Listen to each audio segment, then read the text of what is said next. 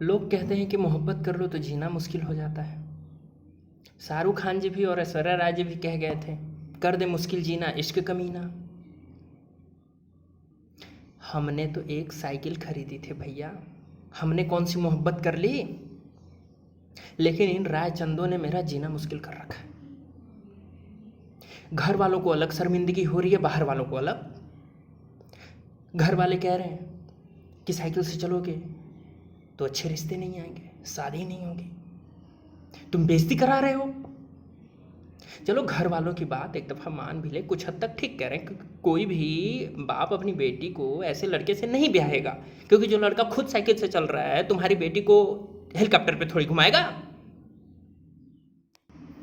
लेकिन इस पापी समाज को क्या तकलीफ है भाई, इनकी कौन सी भैंस खोल ली मैंने। साइकिल खरीदने के बाद अपनी बाइक को अपने घर छोड़ कर आया और पहला ही दिन साइकिल से विद्यालय गया। वहाँ मानो सारे स्टाफ ने एक गुदगुदाता हुआ सा भूत देख लिया हो। एक साथ चेहरे पे दो भाव थे सबके, चौंक भी रहे थे और हंस भी रहे थे। बाकी किसी ने तो कुछ नहीं कहा, लेकिन रसोइये से रहा नहीं गया, बोल बैठी, कहाँ सर घोड़ा पे चढ़ के और गधा पे चढ़ रहे हैं। गधे पे चढ़ के आया हूँ, साइकिल तुमको दिखाई नहीं दे रही। हद तो साइकिल वाले ने कर दी। जिस साइकिल वाले के पास हम साइकिल खरीदने गए उससे हमने एकदम तमीज़ से बोला, भैया एक रेंजर साइकिल दिखा दो। उसने छूटते ही तपाक से बोला, कितने साल का बच्चा है आपका। भैया माथा बौरा गया। हम बोले, सुनो साइकिल मांग रहे हैं, कायदे से साइकिल दिखाओ और ज़्यादा सिक्सचिल्ली ना बनो, नहीं तो ऐसा कंटाप मारेंगे कान गरम कर देंगे तुम्हारा। अबे साइकिल पे हम चढ़े, हमारा बच्चा चढ़े, तुम्हें क्या बे। यहाँ शादी नहीं हो पा रही हमारी, दिन भर माथा झंझनाता है, रात को पूरी शरीर झंझनाती सो अलग, और इनकी साइकिल खरीदने के लिए इमरजेंसी में किसके पास जाए बे बच्चा पैदा करने। मानो बच्चा ना हुआ, साइकिल का लाइसेंस हो गया, मांगता ही मांगता है। अबे जिसके बच्चे नहीं होंगे उसको साइकिल नहीं बेचोगे तुम। बची कुची कसर समोसे वाले ने पूरी कर दी। समोसे वाले ने तो मेरे पूरे अंग बदन में आग लगा दी। स्कूल जाने वाले रास्ते में एक समोसे की दुकान पड़ती है, तो आए दिन हम उसके पास बैठ जाते हैं, एक दो समोसा खा लेते हैं, भूख लग जाती थी। अब रोज़ की तरह परसों बैठ गया उसके पास समोसा खाने। उसने उत्सुकतावश हमसे सवाल पूछ दिया कि सर जी कहाँ जाते हैं, इधर आपको रोज़ देखते हैं साइकिल से जाते हैं। मैंने भी आसानी से उस सवाल का जवाब दिया कि भैया स्कूल जाते हैं पढ़ाने। बगल में पान वाले की दुकान थी। पान वाला बोल रहा है, परिवार ना है का भैया, रोज यहीं आ जाता हो समोसा खाना, खाना वाना नहीं मिला था का सुबह में। मैंने कहा भैया अभी शादी नहीं हुई है, अभी हमारी शादी नहीं हुई है, इसलिए हम आ जाते हैं समोसा खाने, खाना वाना नहीं मिलता, बनाते हैं तो खाते हैं। अब समोसे वाले की उत्सुकता यहीं पे शांत नहीं हुई।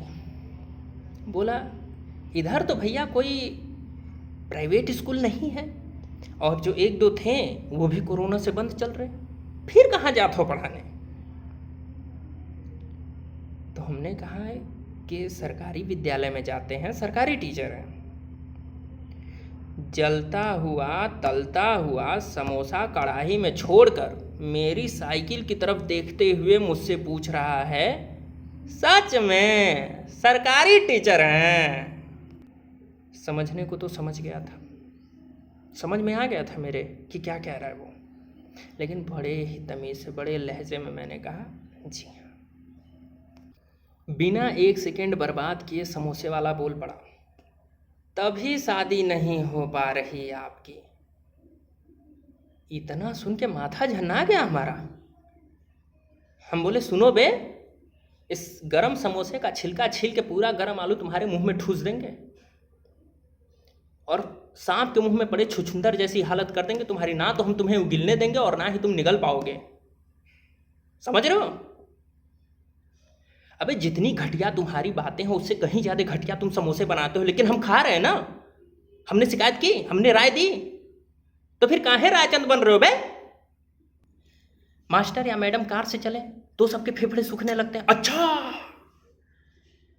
कार में खिड़की बंद करके आते हैं, एसी में बैठ कर आते हैं।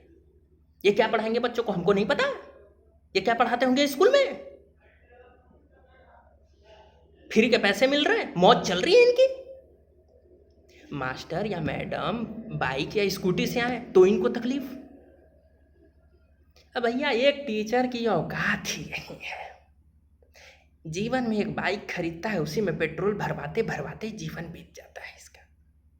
है बीबी के खर्चे, बच्चों की पढ़ाई, बच्चों की शादी, है इसी में उसका बुढ़ापा आ जाता है। और अब तो भैया पेंशन भी ना रही इनकी। अगर शादी से पहले नौकरी लग गई तब तो गाड़ी पे चढ़ लेंगे, कार पे चढ़ लेंगे किसी और की कृपा से। और अगर नौकरी लगने से पहले ही शादी हो रखी है तो पूरा जीवन बाइक पे बीत जाता है पूरे परिवार का। और अगर मास्टर साइकिल खरीद ले, खैर मैडम का तो सवाल ही पैदा नहीं होता साइकिल खरीदने का, लेकिन अगर मास्टर साइकिल खरीद ले तो सबसे बड़ा पाप है ये। जो जानते हैं वो तो यही कहते हैं कि माँ साहब सूट नहीं कर रहा, एक घोड़ा पे चढ़ के गधा पे चढ़ना है। और जो नहीं जानते हैं वो कहेंगे अरे भैया चहेटो, ये कौनो सरकारी वरकारी मास्टर वास्टर ना है, बहुत झूठ बोला था। जब तक शादी नहीं हुई है तब तक रोज जाएगा स्कूल।